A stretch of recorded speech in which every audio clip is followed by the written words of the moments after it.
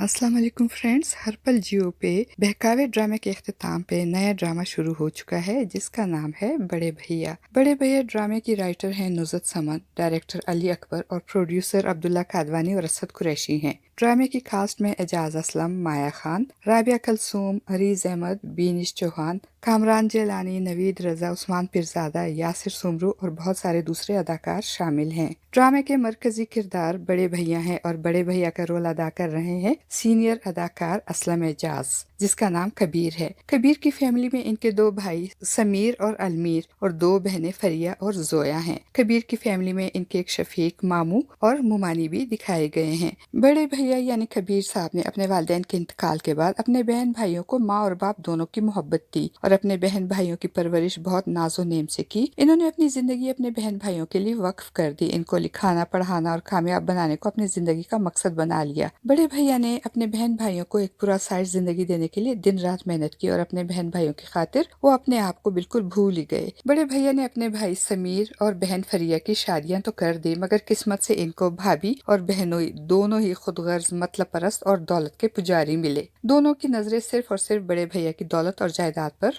होती हैं। समीर की शादी वानिया से होती है, जो कि एक खुदगर्ज, फसादी, लालची और बदतमीज औरत होती है, जो ना तो अपने शौहर की इज्जत करती है और ना ही दूसरे ससुराली रिश्तेदारों की। कबीर यानी बड़े भैया की बहन फरिया की शादी शुएब नामी शख्स से होती है। शुएब भी एक लालची और बदमिजाज शख्स होता है और इसकी नजरें भी बड़े भैया की दौलत पे होती हैं। शुएब अपनी बीवी फरिया के साथ बहुत बुरा सलूक करता है, हर वक्त उसे मारता पीटता है। शुएब और फरिया की एक बेटी भी होती है, अमल, मगर अमल की पैदाइश के वक्त कुछ कॉम्प्लिकेशंस हो जाती हैं, जिसकी वजह से अब फरिया मजीद मां नहीं बन सकती और इसी बात को बुनियाद बनाकर शुएब हर वक्त फरिया को बांझ औरत होने के ताने देकर इसको मारता पीटता रहता है और फरिया अपनी बेटी अमल की खातिर शुएब के सारे जुल्म और सितम बर्दाश्त करती रहती है, मगर अपने मुंह से उफ तक नहीं करती, क्योंकि वो जानती है बड़े भैया का छोटा भाई अलमीर और बहन जोया अभी तक गैर शादीशुदा होते हैं। अलमीर बाहर से MBA की डिग्री लेकर आता है तो बड़े भैया बहुत खुश होते हैं। कबीर साहब की जिंदगी में किसी चीज की कमी नहीं, अगर कमी है तो एक प्यार करने वाले और हमदर्द जीवन साथी की। बड़े भैया के सब बहन भाई चाहते हैं कि अब वो भी शादी कर ले, मगर बड़े भैया शादी पे तैयार नहीं होते, क्योंकि माजी में इनकी जिस लड़की राबिया से मंगनी होती है और किसी वजह से वो मंगनी टूट जाती है। मंगनी टूटने के बाद राबिया तो आगे बढ़ जाती है और शादी भी कर लेती है, मगर इस मंगनी के टूटने की तल्ख यादें अभी भी कबीर के दिलो दिमाग में मौजूद होती हैं और इसीलिए कबीर ने शादी न करने का फैसला कर लिया था और वो इस फैसले पर अभी तक कायम है। मगर कबीर साहब के ऑफिस में काम करने वाली लड़की कबीर को बहुत पसंद करती है, मगर कबीर को इस बात का इल्म नहीं होता। और जब कबीर यानी बड़े भैया के छोटे भाई